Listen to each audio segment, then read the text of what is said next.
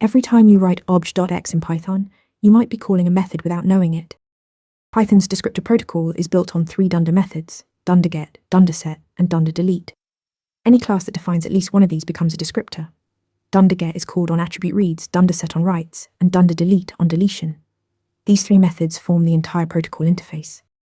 A descriptor must be assigned as a class attribute, not an instance attribute. When Python resolves obj.name, it finds the descriptor in the class and calls dunderGet, passing both the instance and the class. This means one descriptor object controls access for every instance of that class. 2 types exist. A data descriptor defines dunderSet or dunderDelete in addition to dunderGet.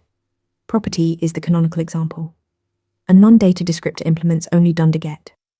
Functions and static method work this way. This distinction is critical because it directly determines lookup priority.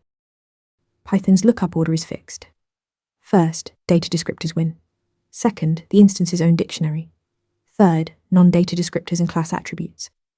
Property always beats instance variables because it is a data descriptor, even if you manually insert a key in the instance's dunderdict. Class method, static method, and plain functions all participate in this same protocol. DunderGet, dunderSet, dunderDelete. These 3 methods give you full control over Python's attribute lookup powering property, class method, and static method. Want to nail questions like this in your next interview? Interview Mentor gives you hands-on practice with real questions. Every answer gets a grade with specific, personalized feedback. Track your progress across topics and difficulty levels.